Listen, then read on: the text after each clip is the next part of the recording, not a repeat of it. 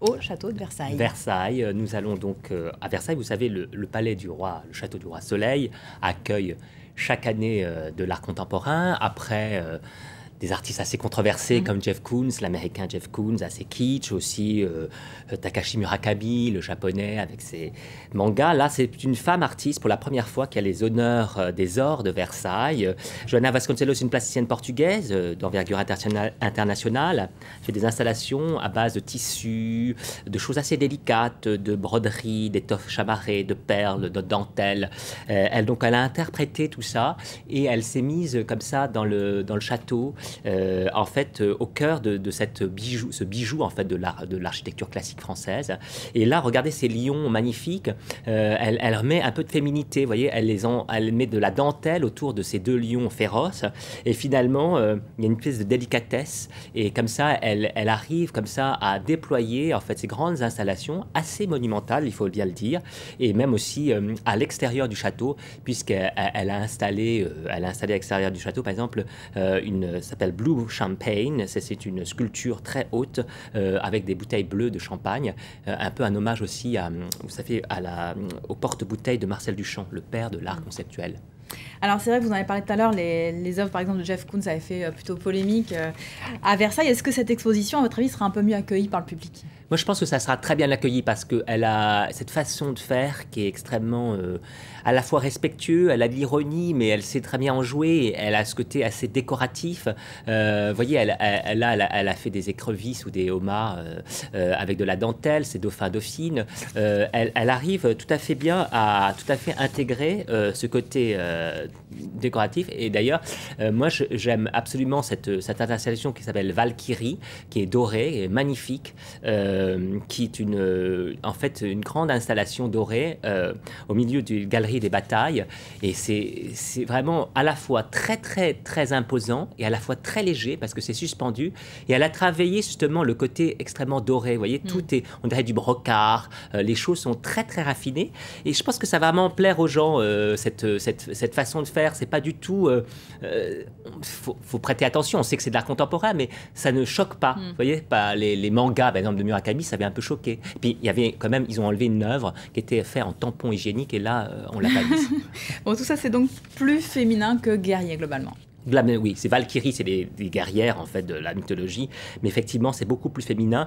D'ailleurs, j'aimerais qu'on l'écoute puisqu'elle est la première femme donc à être venue à Versailles pour exposer et puis on l'écoute. On peut être contemporain à Versailles en ayant attention au passé et aux références qui existaient déjà ici. La déco, c'est intéressant, mais si ça ne sert à rien, il n'y a aucun point. Mais si on peut, avec ça, y penser à comment ces bâtiments étaient construits, pourquoi ça existe comme ça, pourquoi les femmes, comment les femmes ont habité à Versailles, quelle sorte de rôle les femmes représentaient à Versailles, tout ça, ça peut gérer du discours. Donc voilà, on la voit, elle est très contente, mais elle travaille sur la féminité et les femmes. Mais il n'y a pas que ça. Moi, j'aimerais vraiment vous montrer les escarpins de Marilyn. Et là, c'est ironique, c'est du féminisme pas au premier degré. C'est une forme un peu ironique, postmoderne du féminisme. Voilà, c'est des escarpins. Alors de loin, c'est très glamour, évidemment, les escarpins de Marilyn dans la galerie des glaces. Mais si vous vous approchez, vous voyez comment c'est fait. C'est fait avec des casseroles. Donc, vous voyez, le haut de la chaussure est fait avec les couvercles. Et donc, c'est une façon de dire aussi que derrière ça, il y a toujours Bobonne au fourneau, malgré le glamour. Mais c'est aussi une œuvre assez complexe avec plusieurs sens. Elle ne fait pas que du féminisme au premier degré, on va dire. Elle montre aussi que les choses utilitaires et fonctionnelles peuvent être belles, comme des casseroles. Donc il y a ce côté aussi très art contemporain, de dire qu'il n'y a pas de frontière entre la fonction et l'esthétique. On peut voir tout ça au château de Versailles tout l'été ? Tout l'été jusqu'au 30 septembre, donc on a le temps, mais il y a déjà du monde. Donc, comme toujours au château de Versailles. Absolument. Merci beaucoup, Sean. C'était la chronique art, littérature à présent. Si la petite ville de Saint-Tropez est aujourd'hui synonyme de jet-set et de tourisme, elle fut un temps une place de choix pour les écrivains. Anne-Sophie Pellegrini est partie pour nous sur les traces du Saint-Trope littéraire. Regardez. Premières lueurs estivales sur Saint-Tropez. Bardot a déserté la plage depuis longtemps. La star du jour, c'est lui, Guillaume Prévost, écrivain. C'est dans la librairie du Vieux-Port qu'il dédicace son dernier livre, Le Quadrille des Maudits. Et j'ai dit à mon mari, il faut absolument que tu le lises. Et alors qu'attendez-vous? Voilà. Oula. C'est le roman de l'été. Le roman de l'été, un prix littéraire récent né sur les hauteurs de Saint-Tropez, au château de la Messardière. L'idée, établir un pont entre le monde des palaces et celui des lettres. On a réellement senti un courant de sympathie de par le monde des arts, d'une manière générale, qui a compris ce qu'on essayait de faire et qui a voulu nous encourager à poursuivre nos différentes activités. Saint-Trope, la jet-setteuse, mais aussi Saint-Tropez, l'authentique, la muse. Écrire sur Saint-Tropez, parce que quand on arrive ici, évidemment, il se passe quelque chose. Même physiquement, on est baigné par une lumière qui est différente, on est baigné par une chaleur peut-être un peu maternelle, qui sait. Et donc, on se trouve dans un état qui est celui de l'émerveillement un peu permanent. Cet émerveillement, d'autres écrivains l'ont connu avant Guillaume, au temps où Saint-Tropez n'était qu'un petit port de pêche. En 1926, Colette achète un mas provençal qu'elle baptise la Treille Muscate. Elle a 50 ans, Saint-Tropez est pour elle une nouvelle naissance. Tant de fraîcheur, de chaleur, d'odeur, qui pourrait les décrire? Que ce pays est beau.